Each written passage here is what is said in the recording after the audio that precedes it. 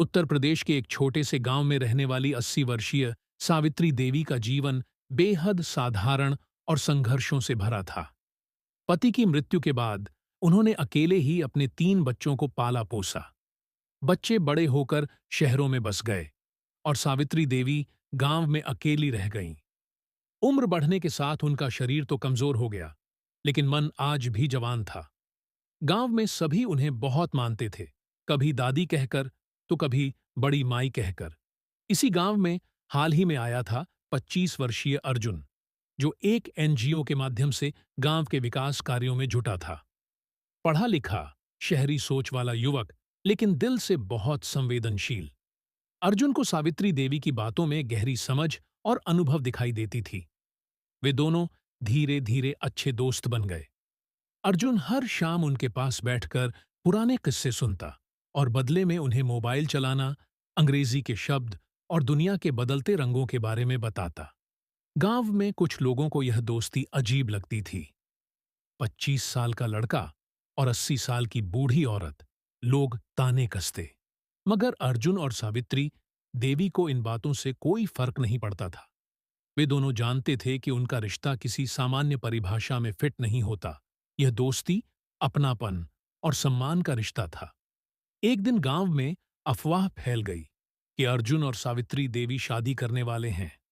पहले तो लोगों ने मजाक उड़ाया, फिर गुस्सा भी दिखाया। अर्जुन के एनजीओ के लोग भी हैरान थे, लेकिन अर्जुन ने एक दिन सबको इकट्ठा करके एक सभा बुलाई और खुद सबके सामने खड़ा होकर कहा, मैं जानता हूं कि आप सबको हमारी शादी अजीब लगती है, लेकिन आपने कभी सोचा है कि हम उम्र को इतना क्यों बांधते हैं? सावित्री देवी ने मुझे सिखाया कि सच्चा रिश्ता दिल से होता है, न कि उम्र से। यह शादी केवल एक सामाजिक प्रतीक है, ताकि मैं उनके साथ रह सकूं, उनकी देखभाल कर सकूं और उन्हें वो सम्मान दे सकूं जो वे दशकों से डिजर्व करती हैं। सावित्री देवी मंच पर आईं और मुस्कुराकर बोलीं, मैंने जीवन में बहुत कुछ देखा है। शादी केवल पति पत्नी का रिश्ता नहीं होता, ये साथ निभाने की कसम होती है। अर्जुन ने मेरे अकेलेपन को समझा और मुझे फिर से जीना सिखाया। कुछ पल के लिए सन्नाटा छा गया। फिर गांव के बुजुर्ग खड़े हुए और तालियां बजाईं। धीरे धीरे माहौल बदलने लगा। लोग समझ गए कि यह शादी असामान्य तो जरूर थी, पर सच्चे भावनात्मक जुड़ाव की मिसाल भी।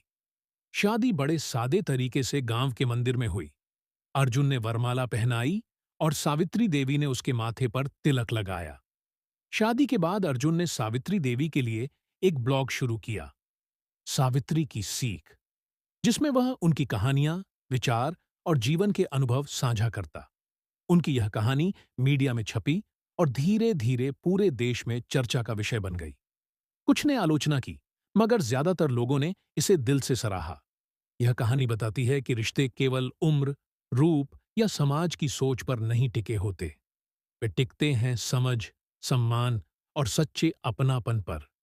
और यही थी 80 साल की सावित्री देवी और 25 साल के अर्जुन की अनोखी मगर खूबसूरत प्रेम कहानी।